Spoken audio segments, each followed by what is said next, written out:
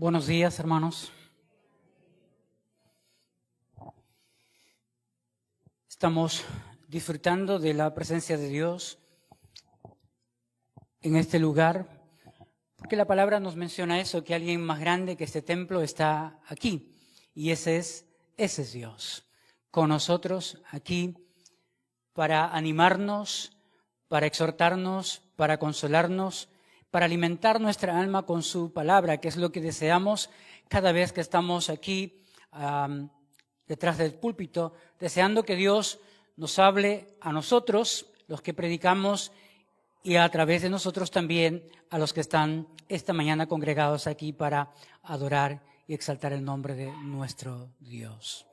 Así que vamos a pedirle a Dios que use de su gracia y de su misericordia para con nosotros y nos concede el alimento que nuestra alma necesita para fortalecerse y para animarse. Vamos a inclinar el rostro, vamos a pedirle a Dios que sea Él quien nos alimente con su palabra esta mañana. Padre, nos acercamos a ti, Señor,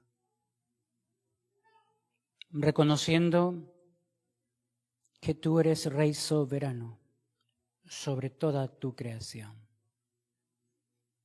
Gracias, Padre, por habernos permitido exaltar tu nombre a través de las alabanzas. Gracias, Señor, por habernos permitido participar de tu mesa. Y a la vez también participar de tu mesa es un desafío y a la vez un testimonio para aquellos que no te conocen. De evidenciar, Señor, en esa ordenanza que Cristo murió por nuestros pecados y que resucitó para darnos vida eterna. Cualquier persona que nos visite esta mañana, Señor, al vernos participar de tu mesa, haya sido desafiada, Señor, a confrontar su vida contigo y a saber, Señor, que Cristo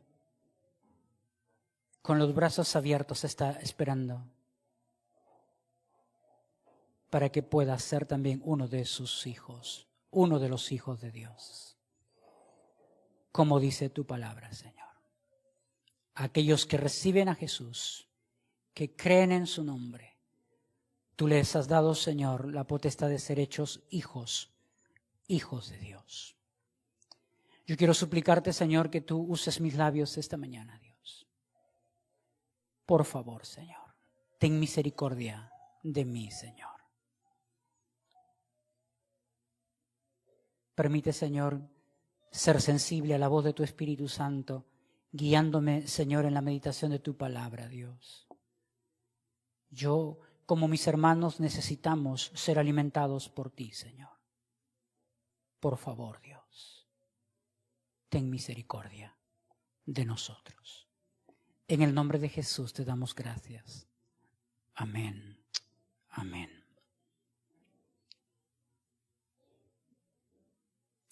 Yo sé que la mayoría de nosotros usamos la Biblia en español, la Reina Valera 1960. Otros usan seguramente ya la nueva versión internacional y otros con mucha mayor, de repente, con mucho mayor deseo de entender un poco mejor las escrituras en español, usan la nueva traducción viviente.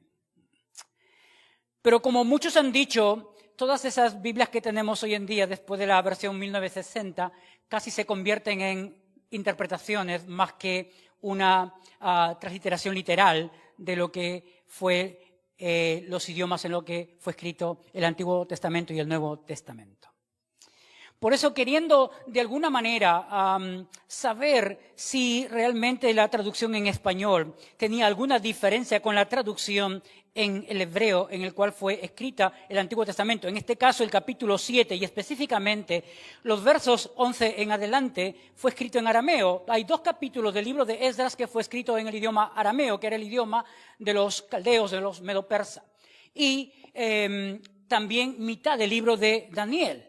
El resto del Antiguo Testamento fue escrito en hebreo y el Nuevo Testamento en el griego koiné.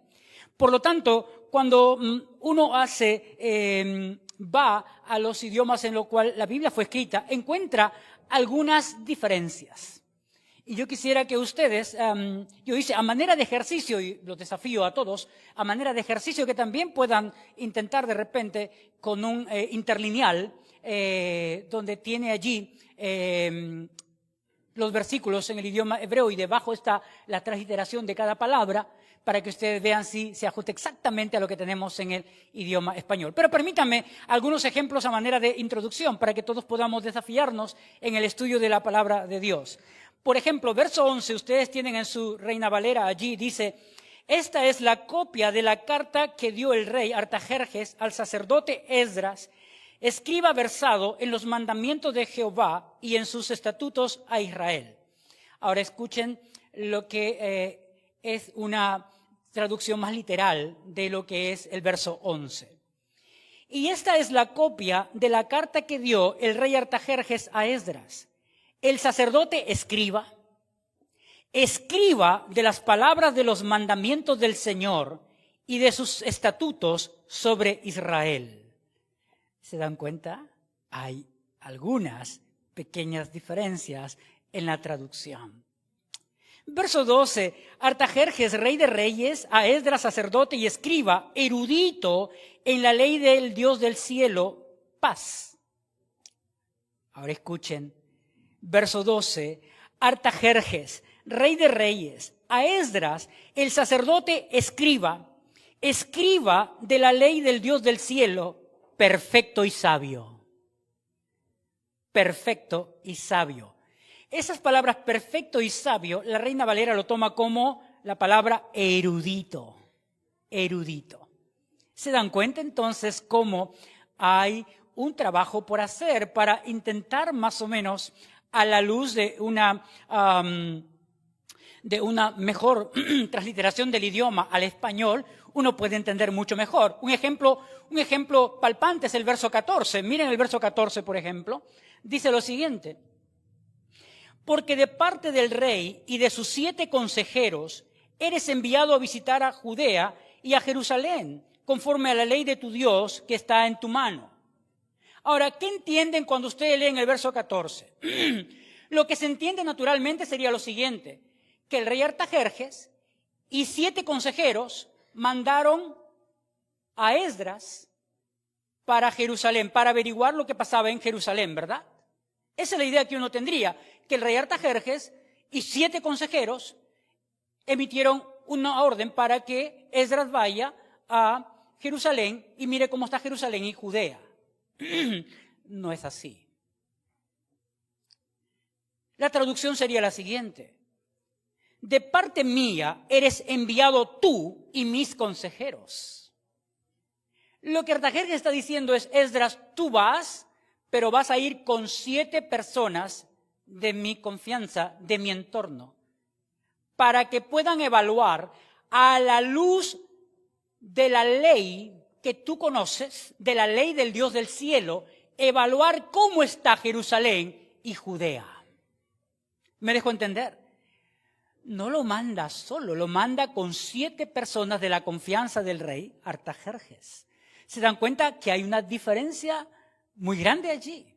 Porque cuando usted lo lee, da a entender como que el rey más 7 personas mandan a Esdras, cosa que no es así en la traducción que uno puede hacer del arameo en el cual están escritos estos versos. Pero hermanos, el mensaje de esta mañana le hemos titulado Conociendo a Dios. Podemos agregarle lo siguiente: conociendo a Dios como Esdras. Como Esdras. Porque ya recordaremos que la semana pasada hemos dicho que Esdras se propuso en su corazón conocer a Dios. Conocer a Dios. Se propuso obedecer la ley de Dios y se propuso enseñarla. Entonces bien podría ser el título esta mañana: Conociendo a Dios como Esdras. Como Esdras. Porque yo estoy seguro que todos pudiéramos o quisiéramos identificarnos con Esdras en nuestra actitud hacia Dios. De ser responsables con estudiar la Biblia, de ser responsables para obedecer la palabra y de ser responsables también para enseñar a otros la palabra. Eso sería nuestro deseo, el deseo, o debería ser el deseo de nuestro corazón. Hermanos, Esdras capítulo 7, versos 11 al 23, nos presenta la carta del rey Artajerjes que respalda la misión de este hombre llamado Esdras, de este líder del pueblo de Dios llamado Esdras. Pero más allá de los decretos de este rey Artajerjes, lo que vamos a encontrar en estos versículos es lo siguiente: que cuando el pueblo de Dios madura en su conocimiento acerca de Dios, Dios mismo obra incluso a través de hombres poderosos en la tierra para cumplir sus propósitos. No sé si me estoy dejando entender. Lo que quiero decir sencillamente es lo siguiente, que cuando nosotros como iglesia o como pueblo de Dios maduramos en nuestro conocimiento de Dios, Dios mismo se encarga de obrar a través de los poderosos de la tierra para que podamos cumplir sus propósitos. Y por eso, a la luz del verso 11, a la luz del versículo 11, les propongo lo siguiente, porque en esa proposición va a fundamentarse el mensaje de esta mañana. A la luz del verso 11. ¿Qué dice el verso 11? Dice lo siguiente. Esta es la copia de la carta que dio el rey Artajerjes al sacerdote Esdras. Sacerdote Esdras, lo que nos está diciendo el verso 11 a manera de introducción, nos está mencionando la autoridad espiritual de este hombre, sacerdote Esdras. ¿Sacerdote de quién? Sacerdote del Dios del cielo, como va a decir luego Artajerjes en los demás versículos. Así que está cifrando allí, en ese enunciado, su autoridad espiritual. Pero luego dice, escriba versado en los mandamientos de Jehová. Y ahí está cifrando su autoridad intelectual. No es cualquier persona, es alguien versado. Lo que está diciendo es alguien entendido, alguien que tiene la capacidad de poder no solamente conocer la ley de Dios, sino también compartir e instruir a otros en la ley de Dios. Y deja sentada su capacidad intelectual. Pero luego dice, versado en los mandamientos de Jehová y en sus estatutos a Israel, el propósito, cifra el propósito por lo cual Esdras recibe esta comisión. Este hombre recibe esta comisión porque era un instrumento de Dios, un sacerdote. Era también un hombre con la capacidad intelectual. ¿Para qué? Para transmitir al pueblo, para instruir al pueblo en la ley de Dios. Y en base a ese verso 11, les propongo lo siguiente, a la luz de ese verso y de los demás versículos hasta el verso 23. Les propongo lo siguiente, que este pasaje nos enseña que la verdadera madurez espiritual se manifiesta cuando conocemos quién es Dios. Confiamos en su soberanía y vivimos para su gloria. En ese pensamiento va a estar cifrado el mensaje esta mañana. Esa es la proposición del sermón esta mañana. Que la verdadera madurez espiritual se manifiesta cuando conocemos quién es Dios. Confiamos en su soberanía y vivimos para su gloria. Para su gloria. Ponga ese pensamiento en su corazón y a la luz del título que le hemos dado, Conociendo a Dios, vamos a desarrollar cada punto que apunte, valga la redundancia, a la proposición que nos muestra el verso 11. En primer lugar, afirmamos lo siguiente: el conocimiento de Dios nos lleva a depender de su soberanía. el conocimiento de Dios nos lleva a depender de su soberanía. Vamos a dar lectura a los versos 11 al 20 y yo le voy a mostrar algo que nos va a dejar ver la soberanía de Dios por encima de los decretos humanos, por encima de las decisiones humanas, sin quitarnos la responsabilidad por las decisiones que tomamos. Pero por encima de ello está la soberanía de Dios, la soberanía de Dios. Ahora, miren lo que dicen los versos 12 en adelante. Dice lo siguiente: Artajerjes, rey de reyes. Y aquí nos deja muy bien sentada la autoridad de quien viene esta orden, de quien viene este decreto. Este decreto no viene de cualquier persona, viene de una autoridad. Y la autoridad terrenal, en ese momento, la máxima autoridad terrenal dentro del imperio medo-persa, el imperio que gobernaba en el momento en el cual se da este pasaje, se da la historia de Esdras y Nehemías, es el rey Artajerjes. Artajerjes. Y él se presenta como Artajerjes, rey de reyes, para notar que sobre la tierra no hay más autoridad que la que él tiene. ¿Me dejo entender? Estoy tratando de que podamos ver que la autoridad de Dios, la soberanía de Dios está por encima de la autoridad de las personas en la tierra. Así ocupes el máximo cargo. Y por eso pongo énfasis en cómo se presenta Artajerjes, rey de reyes. Rey de reyes. Luego, verso 13, otra vez Artajerjes dice: por mí es dada orden. Por mí es dada orden. Otra vez Artajerjes dando a entender de que él tiene el poder, que él tiene la autoridad para decidir. Luego, verso 15.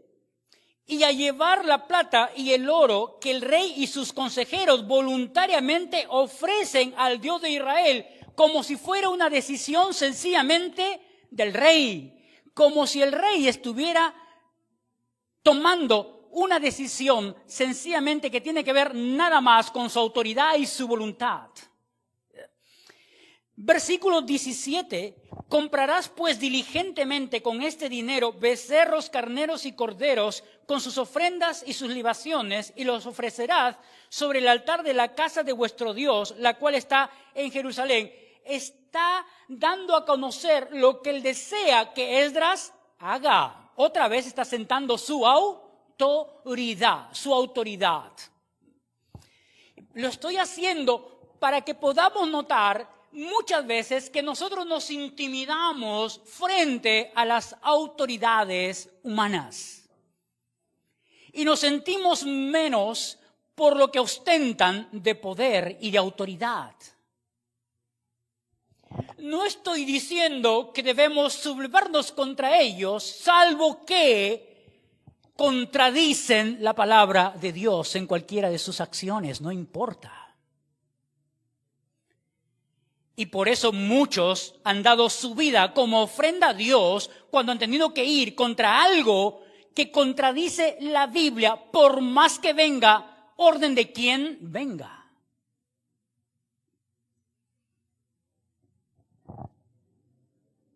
Verso 20, y todo lo que se requiere para la casa de tu Dios que sea necesario dar, lo darás de la casa de los tesoros del rey. Todo suena como si Artajerjes estuviera disponiendo todo para el templo de Dios.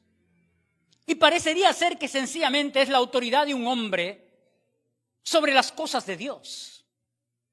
Pero no. Mira el verso 27 ahora. Aquí está la razón de por qué Artajerjes está haciendo lo que está haciendo. Porque verso 27 dice: bendito Jehová, Dios de nuestros padres, que puso tal cosa en el corazón del rey para honrar la casa de Jehová que está en Jerusalén. ¿Quién era instrumento de quién? ¿Quién es instrumento de quién? Artajerjes, instrumento de Dios. Estamos dejando por sentado la soberanía de Dios. Porque, hermanos, la madurez espiritual comienza con una comprensión correcta de la soberanía de Dios. Esdras reconoce que todo, aun el favor del rey, procede de la mano de Dios. Dios mueve el corazón de Artajerjes para apoyar al pueblo de Israel.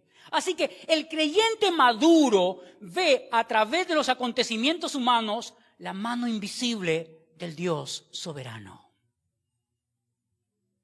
Hay una mano mucho más poderosa que la mano de las autoridades terrenales. Y esa es la mano de Dios. La mano de Dios. Por eso, hermanos, Romanos 8:28 nos va a decir, y sabemos que a los que aman a Dios, todas las cosas les ayudan para bien. ¿Por qué? Porque madurar en el conocimiento de Dios implica entender que no hay evento fuera del control de Dios. No hay circunstancia en la tierra que escape al control de Dios. No hay nada en la creación que escape al control de Dios.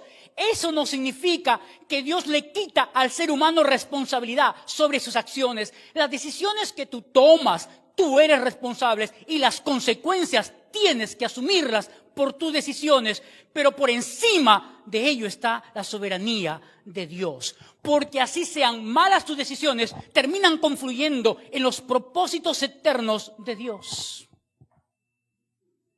Porque Dios es soberano.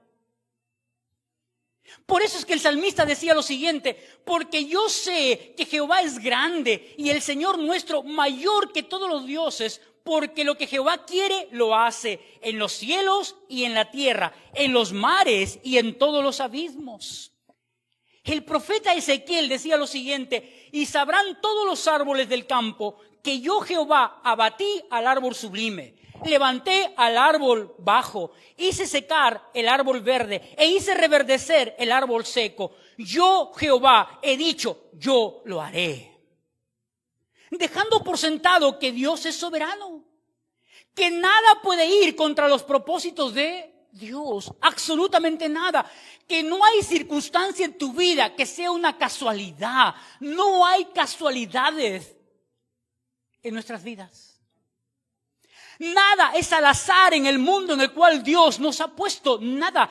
Todo está bajo el control absoluto de Dios.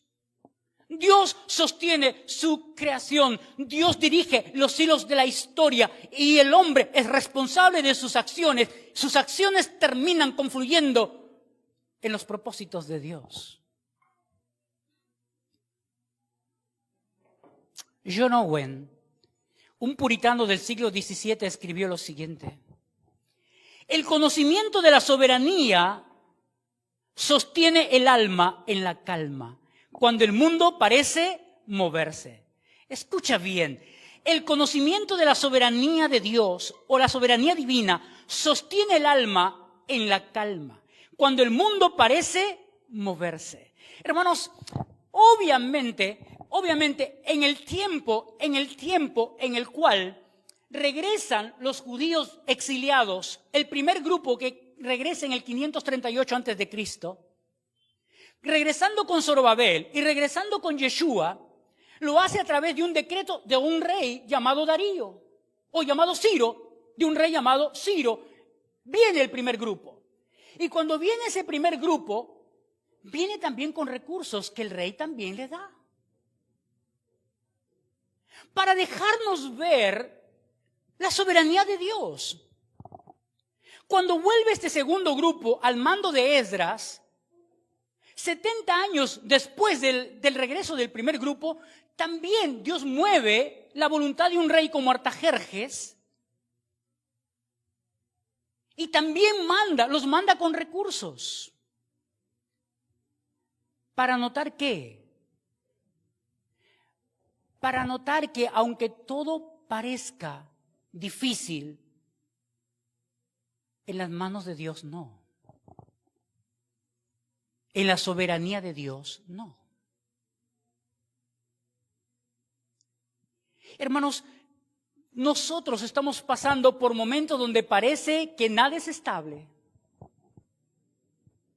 Hace unos días tuvimos un cambio de presidente. Tenemos un nuevo presidente. Algunos abrigaban las esperanzas que las muertes pararan, que las extorsiones bajaran. Estados de emergencia en Lima por un mes. Creo que la ciudad de Trujillo o Patás sigue todavía en emergencia. ¿Algo ha cambiado? Parece todo estar en caos, parece todo estar movido, parece que no hay nada estable. La verdad es que Dios está por encima de todo ello. Y aunque todo parezca inestable, como hijo de Dios, yo sé que Dios está en control de todo, de todo. Por eso, hermanos, no importa cuál sea la circunstancia que vivas, no importa los momentos que estemos viviendo. Cuando tú quitas de tu mente que Dios está en control de todo, tú te mueres de miedo. La incertidumbre hace presa fácil de tus pensamientos y de tus emociones. Te vuelves inestable. No sabes en qué afirmar tu corazón. Por eso es que la Biblia nos presenta a un Dios soberano, a un Dios que tiene el control de todo, a un Dios que nada se le escapa, a un Dios que cumple sus propósitos y a un Dios que ejecuta su voluntad. Para darnos a entender que el conocimiento de Dios nos lleva a depender de su soberanía, porque la madurez espiritual no teme el caos del mundo, porque confía en la soberanía de Dios que gobierna sobre la creación.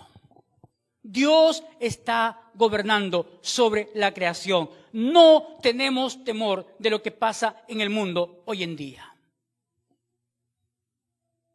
Y lo que pasa en el mundo hoy en día es serio, es muy serio.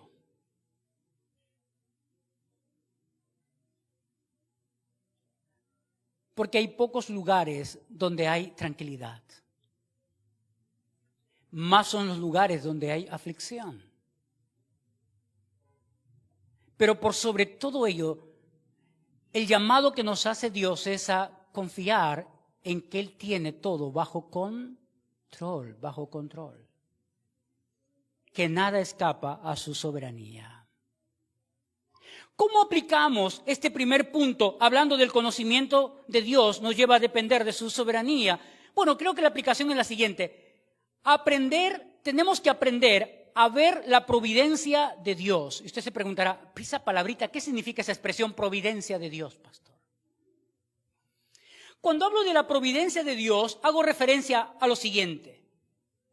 Al cuidado que Dios tiene, a la guía de Dios y al gobierno continuo que Dios ejerce sobre toda la creación. Es decir, cuando hablo de providencia de Dios, estoy haciendo referencia al cuidado, a la guía y al gobierno continuo que Dios ejerce sobre toda su creación. Es decir, nada, absolutamente nada, escapa del control de Dios. Nada, absolutamente nada. Las pequeñas cosas y los grandes detalles de la vida están en las manos de Dios. Dios es soberano. Dios es soberano. Una segunda aplicación podría ser la siguiente. No debemos atribuir a la suerte o al mérito humano lo que Dios ordena con su sabiduría eterna.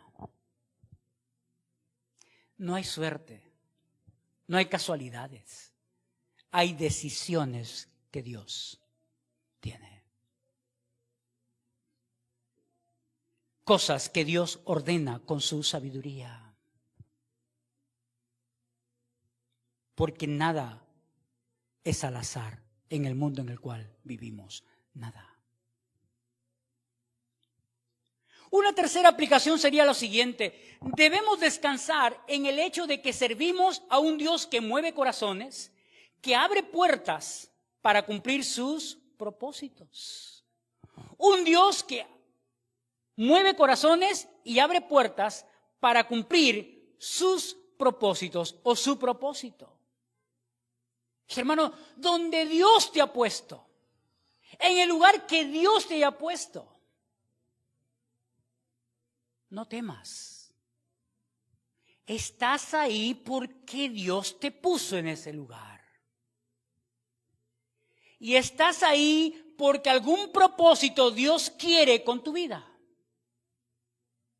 Para ti y para los que te rodean. Recuerda, la palabra dice, como los repartimientos de las aguas, así está el corazón del rey en la mano de Jehová, a todo lo que quiere lo inclina. Proverbios 21, verso 1. ¿Sabes? Hablando con una persona acerca de su trabajo, porque calza perfectamente para dar un ejemplo práctico de la soberanía de Dios manifestándose en lo que hacemos. Y me dice, pastor, estoy en un trabajo, es mi primera experiencia laboral, pero me siento agobiada. Porque hay personas que trabajan junto conmigo, que tienen hábitos que no van conmigo como cristiana. Y entonces esos hábitos que no van conmigo como cristiana me están haciendo reparar en si debo quedar en ese trabajo o debo de salir en ese trabajo, o debo de salir de ese trabajo. Y entonces, rápidamente, obviamente el Señor, en su sabiduría y con la experiencia a la luz de la palabra, uno se hace preguntas como la siguiente. ¿Es que hay algún trabajo donde todos sean cristianos? ¿Usted conoce algún lugar donde todos sean cristianos? ¿Verdad que no? No, ¿verdad? No hay un lugar donde todos sean creyentes. Por lo tanto, lo natural es que vas a estar trabajando en un lugar donde no todos son creyentes. ¿Y qué esperas de un no creyente? ¿Qué esperas de alguien que no ha rendido su vida a Cristo, que no ha sido transformado en su ser interior? ¿Qué esperas? ¿Esperas que obren bien? ¿Esperan que ellos vivan como manda la palabra de Dios? ¿Esperas eso? Eres iluso. Lo que vas a esperar es exactamente lo contrario. Y va de acuerdo con la oración de Jesús en los evangelios, cuando Jesús dice, Señor, yo te ruego que los guardes en el mundo, no que los quites del mundo. ¿Qué significa esa expresión? Yo te ruego que los guardes del mundo, pero no que los quites del mundo. ¿Dónde está el trabajo? ¿Dónde está el servicio del creyente? En el mundo. ¿Dónde está el lugar para cosechar? ¿La iglesia? Aquí tenemos que cosechar. ¿Dónde está el lugar para cosechar? El mundo. Por lo tanto, cuando el Señor dice, Padre, yo te ruego que los guardes en el mundo, está diciendo, en el mundo tiene una manera diferente de vivir, vive fuera de los principios de la palabra de Dios, pero tú tienes que guardar tu corazón de no contaminarte con eso. Por eso es que los he mandado a hacer luz y sal. Pero su labor está en el mundo. Entonces le dije, ¿entiendes eso? Sí, ahora entiendo que no debo salir. Ah, qué bueno. Qué bueno que entiendas que no debes salir. Que estás allí para dar testimonio de cómo uno vive de una manera diferente a cómo el mundo vive. Estás ahí porque Dios tiene un propósito para ti y para los que están alrededor de ti. Dios soberanamente te ha puesto allí. ¿Me dejé entender, hermanos? Entonces, eso calza muy bien con el conocimiento de Dios, nos lleva a depender de su soberanía. No hay casualidades en las cosas de la vida. Nada es casualidad en la vida. Todo cumple un propósito. Todo está bajo la voluntad de Dios, sin quitarnos la responsabilidad de nuestras decisiones y las consecuencias de nuestras decisiones. En segundo lugar, hablando acerca de conociendo a Dios, no solamente conocemos a Dios para depender de su soberanía, sino que el conocimiento de Dios nos llama a vivir en santidad y en obediencia. Conocer a Dios nos lleva a vivir en santidad y en obediencia. Para eso vamos a volver al verso 10. Mira el verso 10. El verso 10 nos dice, porque Esdras había preparado. La palabra preparar significa disponer, establecer. Había preparado su corazón. La palabra corazón tiene que ver con la disposición de la mente, la disposición de la voluntad, el manejo de la conciencia moral. Todo eso tiene que ver con corazón, porque Esdras había preparado su corazón para inquirir. La palabra inquirir significa investigar, indagar, para indagar en la ley de Jehová. ¿Con qué propósito? ¿Ves ahí en el verso 10 que dice para cumplirla?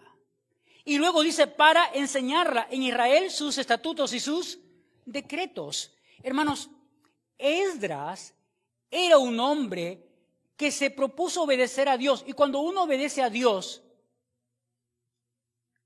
uno está experimentando ¿qué? La santidad en su vida. Cuando tú obedeces la palabra de Dios, lo que estamos experimentando es la santidad en nuestras vidas. Porque estamos andando de la manera como Dios quiere que andemos. Por eso mira ahora el verso 21 y el verso 22. Mira allí el verso 21. Y por mí, Artajerjes, rey, es dada orden a todos los tesoreros que están al otro lado del río, que todo lo que os pida, ¿quién? El sacerdote Esdras, escriba de la ley del Dios del cielo. Hermanos, mira cómo el rey describe otra vez a este hombre llamado Esdras. Sacerdote es alguien que oficia en la presencia de Dios. Y para oficiar en la presencia de Dios, ¿qué tienes que estar? ¿En qué condición? De santidad. En la condición de santidad. Alejado de todo aquello que ofende a Dios. Y por eso es que Artajerjes lo presenta así, sacerdote, alguien que está en la presencia de Dios, alguien que oficia delante de Dios. Y para oficiar delante de Dios, para servir a Dios, necesitas estar alejado del pecado.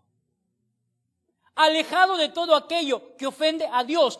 Por eso es que el conocimiento de Dios te lleva a vivir en santidad. Esdras inquirió en la ley de Dios. Y inquirir, conocer la ley de Dios, le llevó a él a vivir en santidad, Porque era un siervo de Dios. Iba a servir a los propósitos de Dios. Escriba de la ley del Dios del cielo. Se le conceda prontamente hasta 100 talentos de plata, 100 coros de trigo, 100 batos de vino, 100 batos de aceite y de sal sin medida. ¿Sabes? Cuando estas cantidades que se dicen aquí en medidas antiguas, tú las pones a medidas actuales, es bastante. Es increíblemente mucho. Muchísimo. Todo eso llevado a cabo, ¿por qué? Porque el rey veía a Esdras, o veía en Esdras, un hombre íntegro. Un hombre que vivía conforme a los principios que venían de la ley de Dios. Un hombre que evidenciaba en sus acciones lo que podía proclamar con sus labios. Y hermanos, todos nosotros estamos llamados a vivir así, diligentemente, en la presencia de Dios. La obediencia genuina nace de un corazón que ama al Señor. Y Esdras era un escriba diligente en la ley de Dios. Él practicó lo que enseñó. Él amaba a Dios con todo su corazón. Amaba a Dios con todo su corazón.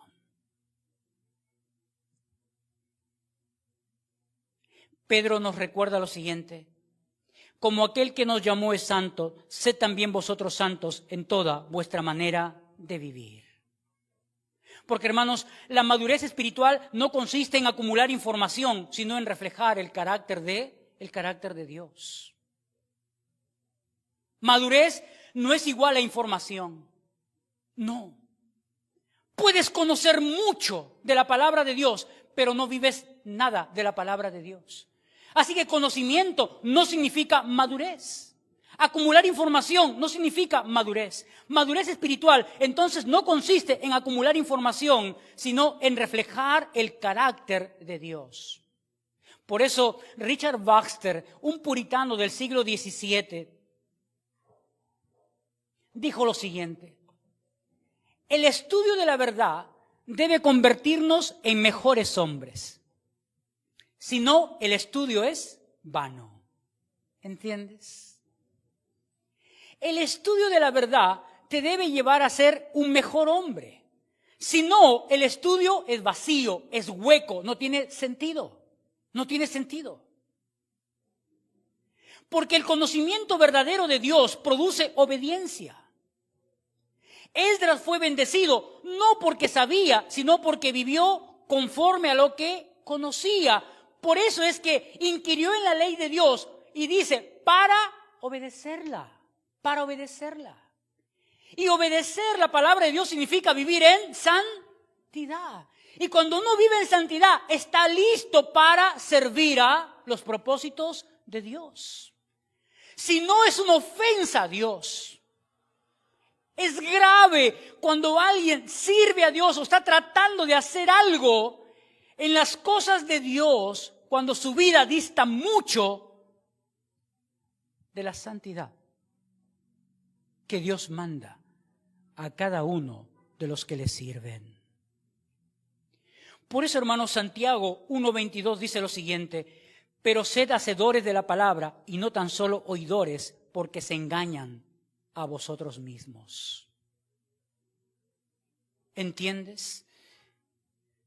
Pero sed hacedores de la palabra y no tan solamente oidores, porque se engañan ustedes mismos.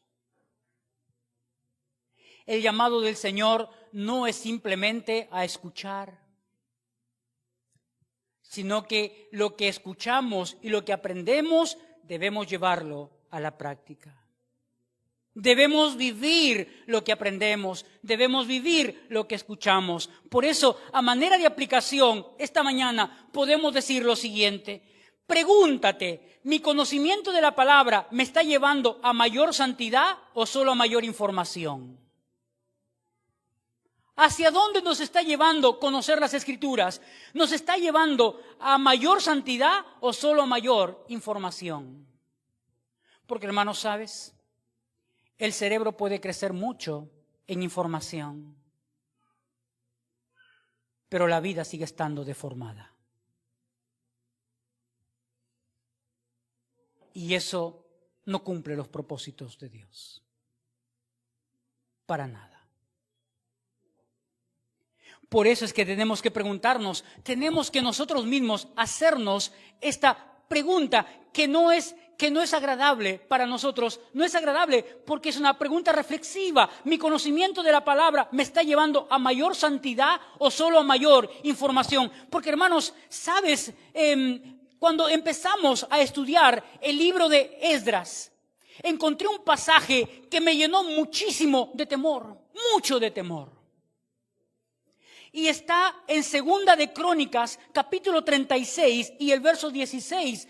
Y pon esto en tu corazón, Segunda de Crónicas, capítulo 36 y el verso 16.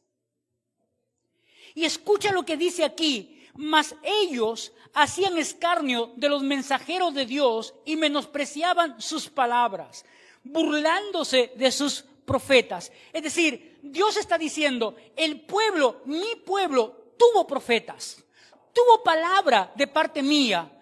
Todo el pueblo sabía lo que yo deseaba de ellos. Pero ¿cuál fue la actitud del pueblo? Esta fue la actitud del pueblo. Dice, ustedes menospreciaron mis palabras, se burlaron de los profetas, hasta que subió la ira de Jehová contra su pueblo y no hubo ya remedio. No hubo ya remedio. ¿Sabes lo que quiere decir no hubo ya remedio? Lo que está diciendo es lo siguiente. No había ninguna esperanza de que Dios cambiara el juicio contra su pueblo. No había nada. Nada que se podía hacer. El pueblo había colmado la paciencia de Dios. Se había expuesto tanto a la ira de Dios que no hubo remedio. No hubo otra cosa que Dios pudiera hacer que disciplinar a su pueblo. Y hermanos, ¿tú crees que Dios va a ser menos con nosotros como iglesia? ¿Tú crees que Dios va a rebajar sus principios para que nosotros podamos librarnos de su justicia? No. Por eso es que tenemos que tener cuidado. Por eso es que el escritor del Pentateuco, Moisés, en los últimos capítulos de Deuteronomio, que es el último libro del Pentateuco, él habla acerca de las bendiciones de la obediencia y las maldiciones de la desobediencia. Porque, hermanos, nuestra desobediencia tiene consecuencias. Nuestra desobediencia tiene consecuencias. No nos expongamos a la ira de Dios, no nos expongamos al juicio de Dios, porque Dios va a actuar exactamente como actuó con su pueblo. No había más remedio para ellos. Por más que Dios les habló, por más que Dios les mandó mensajeros, por más que se predicó su palabra, la actitud del pueblo no cambió, de tal manera que no hubo más remedio que llevarlos al exilio por 70 años. Y ten cuidado, porque nuestras vidas pueden estar en la misma condición en la que estuvo la vida del pueblo de Israel, cuando Dios dijo, no hay más remedio. No hay más remedio. Por eso, si tienes algo de qué arrepentirte, este es el tiempo. Este es el momento de acercarnos a Dios y decir, Señor, perdónanos. Perdóname, Señor. He sido necio. Porque sabiendo lo que tu palabra me manda, he preferido hacer lo contrario. Perdóname, Señor. Y Señor, ayúdame. Ayúdame, Señor, a vivir como a ti te agrada.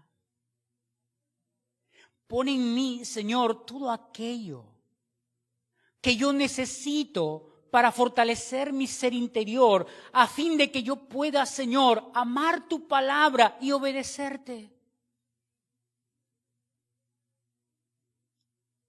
Así que todos tenemos que preguntarnos, ¿mi conocimiento de la palabra me está llevando a mayor santidad o solo a mayor información? ¿O puedo aplicarlo de la siguiente manera? Debemos pedir a Dios un corazón que se deleite en hacer su voluntad, no la nuestra. Porque, hermanos, recordarán en los evangelios, el Señor Jesús dijo, niéguese a sí mismo. Negarse a sí mismo significa, le estoy diciendo al Señor, Señor, me niego a hacer mis propios deseos para hacer lo que tú deseas.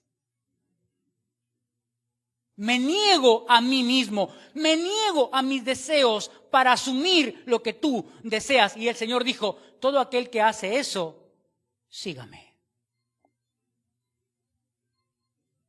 Porque no puedo vivir haciendo mi voluntad y tratando de hacer la voluntad de Dios.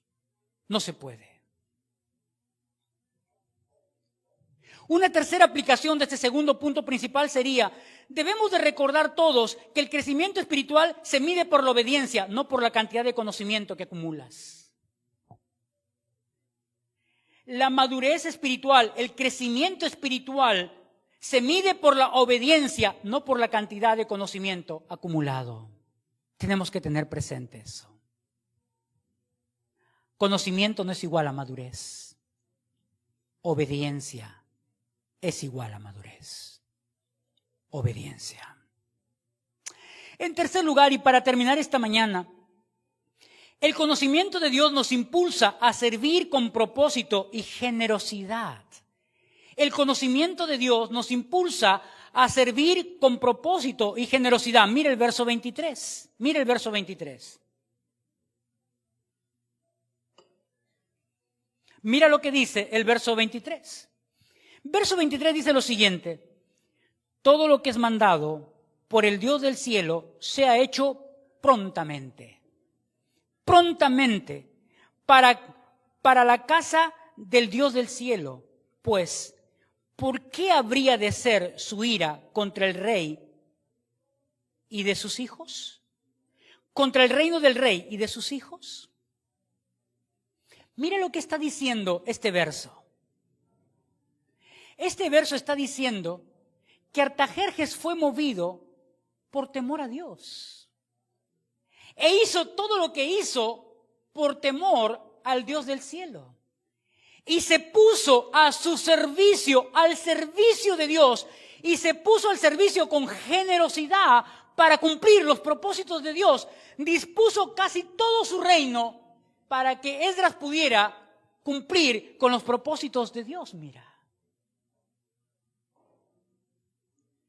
Preguntémonos entonces, ¿por qué Artajerjes tuvo tanto temor del Dios del cielo? ¿Por qué? ¿Por qué razón?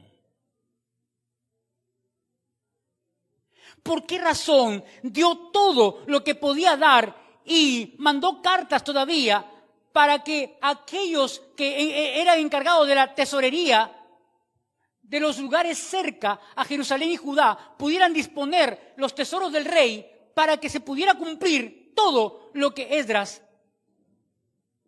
pedía acerca de la ley de Dios que se podía hacer o que se debería hacer? Porque, hermanos, me parece a mí que la vida de Esdras, el testimonio de Esdras, despertó tal temor en Artajerjes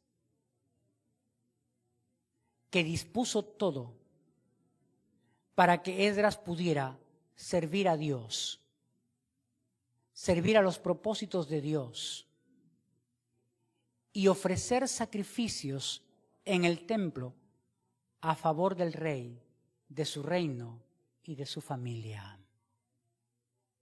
Solo por el temor que despertó la vida de un hombre en la vida de un rey, que asimismo se llamaba Rey de Reyes, Rey de Reyes.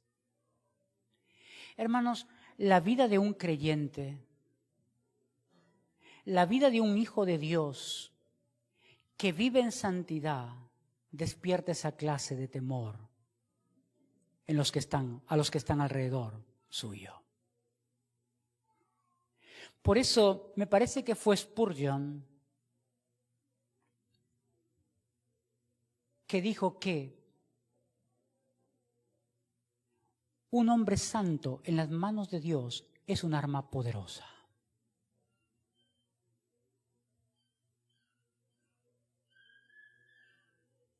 Un hombre santo en las manos de Dios es un arma poderosa.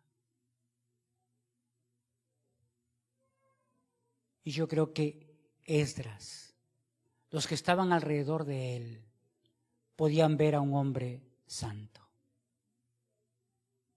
Un hombre que estaba preparado para servir a los propósitos de Dios.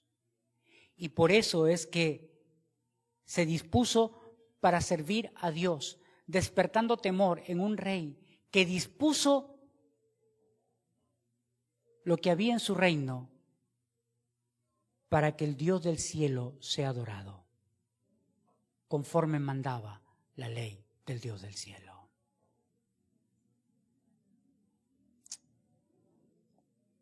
Para el Nuevo Testamento Dios nos manda también servir a sus propósitos.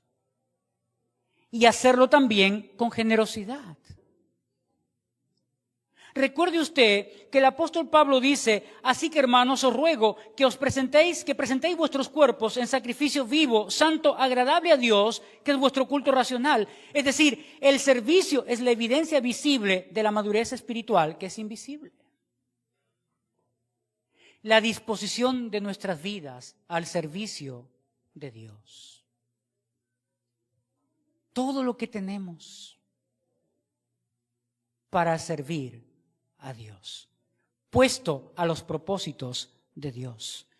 Jonathan Edwards, un puritano del siglo XVIII, dijo lo siguiente: cuando el alma contempla la gloria de Dios, arde en amor, y ese amor se manifiesta en servicio. Escucha bien, cuando el alma contempla la gloria de Dios, arde en amor, ese amor se manifiesta en servicio. Pregunto, esta mañana, ¿nuestra alma ha contemplado la gloria de Dios? Porque hemos hablado de la soberanía de Dios. Hemos hablado de la santidad y la obediencia que nosotros debemos tener para servir a Dios. Y estamos terminando hablando de la generosidad en el servicio a los propósitos de Dios. Jonathan Edwards nos dice que al contemplar la gloria de Dios, nuestro corazón debe arder en amor, y ese amor debe ser manifestado en el servicio a Dios. El conocimiento maduro de Dios no se queda solo en la mente, se traduce en acciones. En acciones. Esdras inspiró a otros a servir porque su vida reflejaba al Dios a quien conocía. ¿A quién inspiró para servir a Dios? A un rey pagano, como Artajerjes. Inspiró que compren todos los animales que se tenían que comprar, que todas las especies que se tenían que tener para la adoración en el templo. Y si faltaba algo, que le den en dinero para comprarlo. ¿Todo eso por qué? Porque la vida de Esdras reflejaba al Dios que él conocía. ¿Cómo aplicamos esto en nuestras vidas? Creo que la aplicación es la siguiente. En primer lugar, hay que servir en la obra de Dios con diligencia, no por obligación, sino por gratitud. Cualquiera que se mete a servir a Dios por obligación está pecando contra Dios. No, a Dios le servimos por gratitud, porque Dios ha dado todo por nosotros. Por algo dice que dio a su Hijo unigénito. Lo de mayor valor lo dio por nosotros. O podemos aplicarlo de esta manera: usamos nuestros recursos, talentos y tiempo para edificar la iglesia. No lo veas como una pérdida de tiempo, el invertir tu vida para que otros crezcan en las cosas de Dios. No. Ve como una inversión celestial. El que inviertas tu vida para ver a otro crecer en las cosas de Dios. O en tercer lugar, podemos aplicarlo de esta manera: enseña con tu ejemplo que el conocimiento de Dios produce fruto visible para su gloria. Enseñemos con el ejemplo que el conocimiento que tenemos de Dios produce frutos visibles para su gloria. Creo que la conclusión es la siguiente. Estos versículos que acabamos de estudiar esta mañana, que nos hablan de la madurez espiritual basada en el conocimiento que tenemos de Dios, se puede expresar en tres dimensiones. En primer lugar, dependencia en la soberanía de Dios. En segundo lugar, obediencia a la palabra de Dios. Y en tercer lugar, servicio diligente para la gloria de Dios.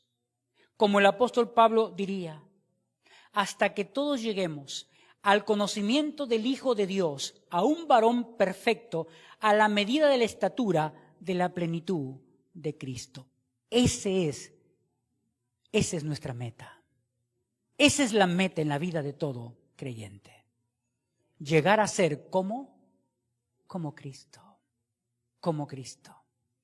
Ojalá algún día podamos decir las mismas palabras que el apóstol Pablo decía. ser imitadores de mí, como yo lo soy del Señor. Amén. Oremos. Padre, te damos gracias esta mañana, Señor, por tu palabra. Gracias, Señor, por ayudarnos a ver, Señor, esta mañana a través del ejemplo de la vida de Esdras, que conocerte a ti, Señor, implica descansar en tu soberanía. Implica, Señor, obediencia. Implica también, Señor, servicio para tu gloria. Gracias, Señor. Como iglesia esta mañana, Señor, disponemos nuestro corazón para el servicio a ti, Señor. Servirte con todo nuestro corazón, Señor, para tu gloria. En el nombre de Jesús. Amén. Amén.